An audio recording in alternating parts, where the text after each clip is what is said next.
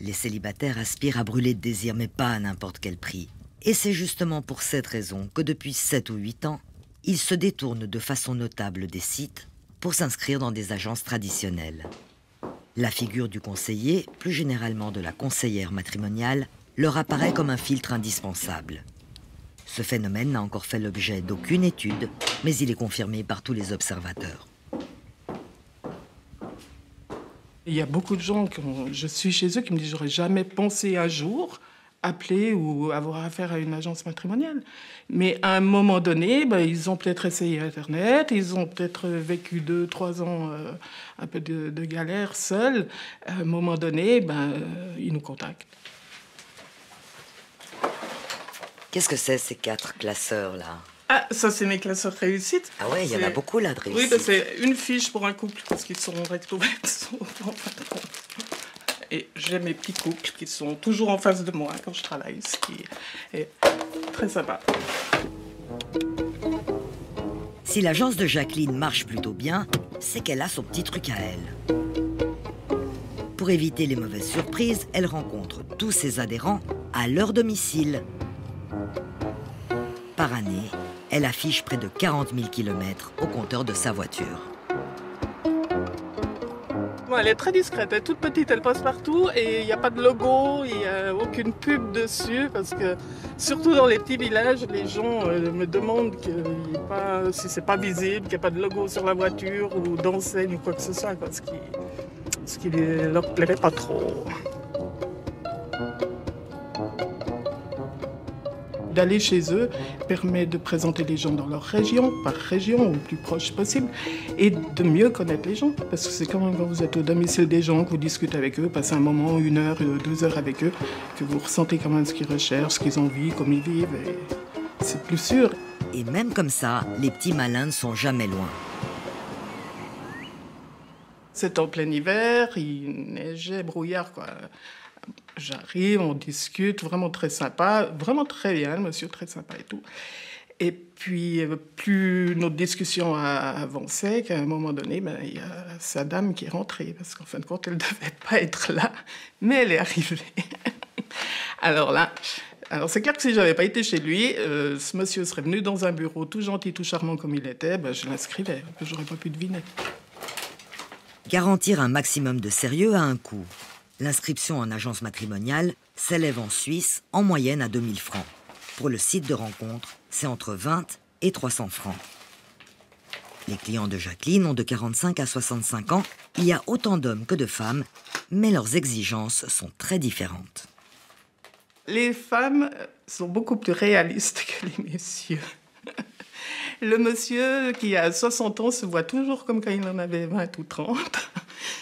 Quand je demande quel est le profil de personne que vous désirez rencontrer. Et puis comme dit, oui, maximum 35 ans. Il faut peut-être atterrir là, vous les avez eus, vos 35 ans, c'est plus le cas.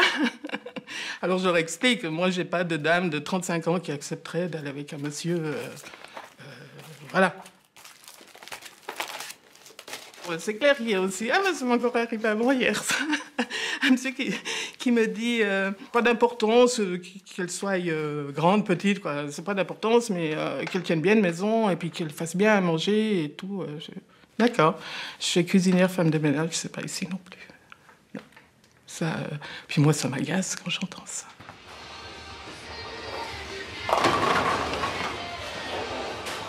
Si ce n'est pas bingo à tous les coups, Jacqueline a parfois de fort jolies réussites. Même goût, même hobby. Ouais. Heidi et Flo sont un couple pile-poil. Depuis le temps qu'il est uni, le duo est de plus en plus raccord. Alors on dit merci qui? C'est joli de faire quelque chose ensemble. Puis elle adore. C'est pas trop physique quand même. C'est pas trop physique. C'est physique. Ah, oui, c'est très, très physique. Sans Jacqueline, je n'aurais jamais rencontré Heidi. Donc on ne serait pas ensemble. Il faut déjà faire le premier pas. C'est celui qui coûte le plus, c'est de prendre contact avec une agence. C'est se dire, est-ce que je le fais? Après, Après, on est, déjà, quand j'ai vu Jacqueline, je n'étais pas sûr. Hein. C'est elle qui a réussi à avoir les bons arguments pour que j'intègre l'aventure. Je pensais que c'était quand même un peu plus sérieux que par d'autres moyens. Parce que du fait qu'on quand même on rencontre une conseillère, elle voit la personne. Si moi je dois faire mon profil, évidemment je vais le faire à mon avantage. Et par contre, si c'est une autre personne, elle voit peut-être aussi que j'ai aussi des défauts. C'est pas la même chose. Et je pense aussi, puisque par Internet, on peut marquer un petit peu ce qu'on veut, je trouve que c'est plus sérieux. Pour former ce couple, Jacqueline a eu du nez. Mais aurait-ce été différent s'ils s'étaient rencontrés sur un site en ligne? En tout cas, selon les statistiques, les couples issus du virtuel sont tout aussi solides que ceux qui se forment par le biais d'une agence matrimoniale. Après 4 mois, on vivait ensemble. Et puis 17 ans après, vous êtes toujours là ensemble. Ouais, on est toujours ensemble. Oui, je suis toujours chez lui. Je trouve génial. C'est génial. Moi, c'est du bonheur d'entendre ça parce que quand je vois les gens que je ne les connais pas, le but, c'est de leur trouver la bonne personne. Alors quand j'entends ça, en plus 17 ans, c'est vraiment que du bonheur. C'est du bonheur et c'est presque inespéré quand on sait qu'en moyenne, un couple divorce après 15 ans de mariage.